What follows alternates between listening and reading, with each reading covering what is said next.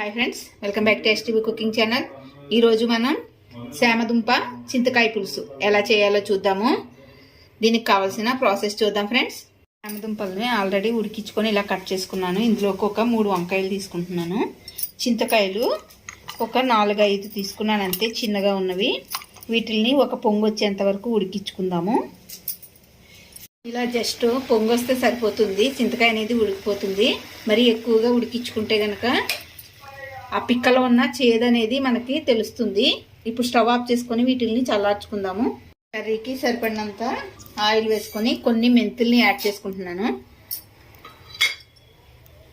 ఇలా కొంచెం వేగిన తర్వాత మనం కట్ చేసుకున్న ఆనియన్, పచ్చిమిర్చిని యాడ్ చేద్దాం. పచ్చిమిర్చి పొడుగ్గా చీలికల్లా చేసుకున్నాను.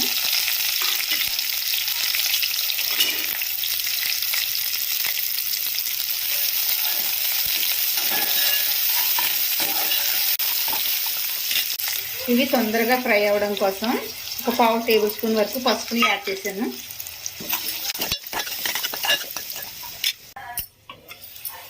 ఆనియన్ అనేది ఇలా ఫ్రై అయిన తర్వాత ఇందులోకి మనం కట్ చేసుకున్న వంకాయ ముక్కలను యాడ్ చేసుకుందాము.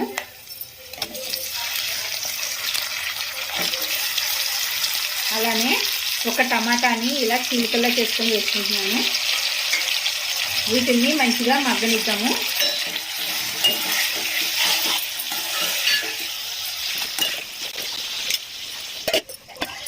వంకాయ నల్లగా కాకుండా ఉండడానికి సాల్ట్ని యాడ్ చేస్తున్నాను. ఈ చింతకాయ పులుసులోకి సాల్ట్ కానీ అలానే కారం అయినా ఎక్కువే పడుతుంది.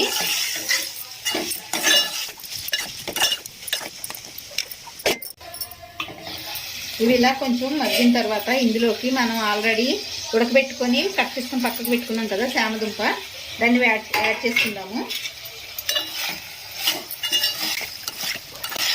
ఒక 2-3 మినిట్స్ ఇలానే ఆయిల్లో ఫ్రై అవనిద్దాము.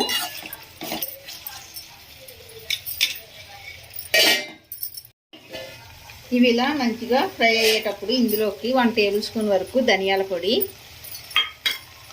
నేను red chilli powder 1.5 table spoon వరకు వేసుకున్నాను.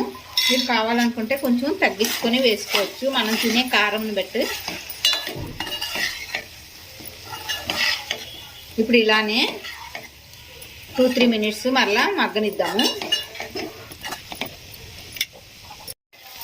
ఇలా కొంచెం మగ్గిన తర్వాత ఇందులోకి మనం ఆల్రెడీ చింతకాయలని ఉడకబెట్టుకొని పులుపు అనేది తీసుకున్నాను నేను.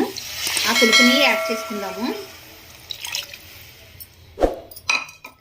అలానే కొంచెం వాటర్ని కూడా యాడ్ చేసుకుంటున్నాను. ఇప్పుడు దీన్ని మంచిగా దగ్గరగా మరగనివ్వాలి.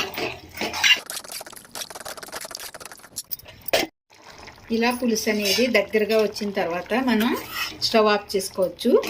ఇది కొంచెం చల్లగా అయిన తర్వాత తింటే చాలా బాగుంటుంది. రెసిపీ మీకు కూడా నచ్చినట్లయితే లైక్ చేయండి ఫ్రెండ్స్. అలానే ఇంకా ఎవరైనా మన ఛానల్ని సబ్స్క్రైబ్ చేసుకోకపోతే చేసుకోండి ఫ్రెండ్స్. Thank you.